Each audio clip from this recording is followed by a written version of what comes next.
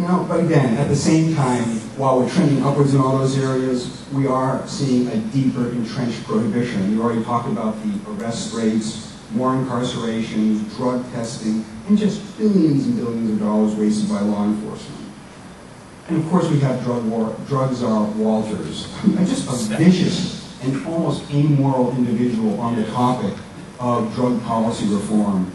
His propaganda that he approves is just unbelievable.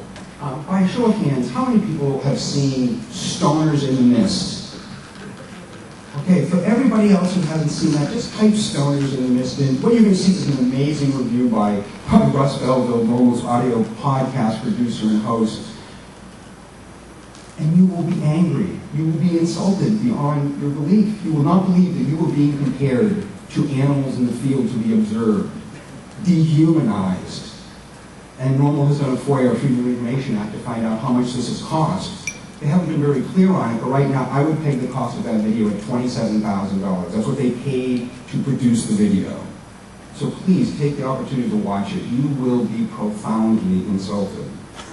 And then, of course, I shouldn't say of course, I follow politics very closely.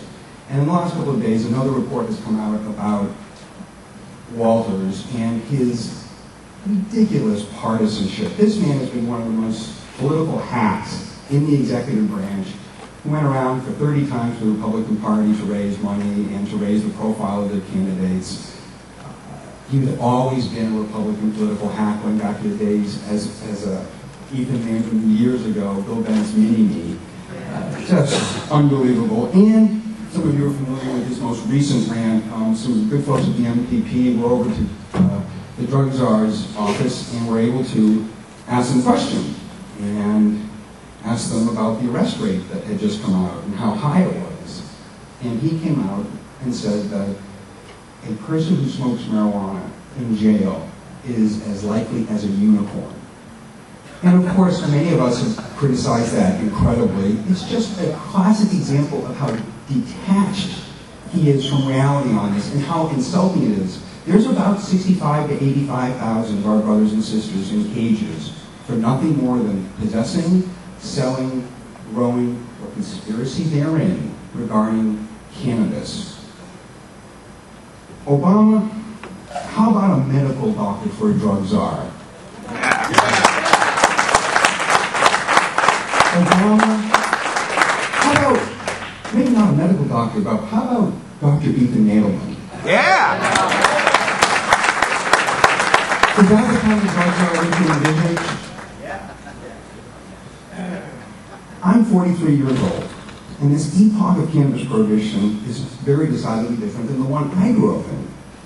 Again, all these decrim states, 100 million people live in a decrim state, or a state or a city where it's been decriminalized. 60 million of us live in a medical state. There's a clear and positive and affirming cannabis culture in the United States, and all of North America for that matter. So where does this all lead?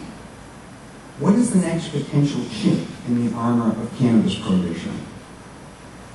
The first federal cannabis decriminalization bill in over 25 years was introduced around 4/20 this last year. And while there are many important and worthwhile law reform projects underway, and many more that are being hatched and implemented, the passage of H.R. 5843, I believe, is our maypole to rally around for the next couple of years.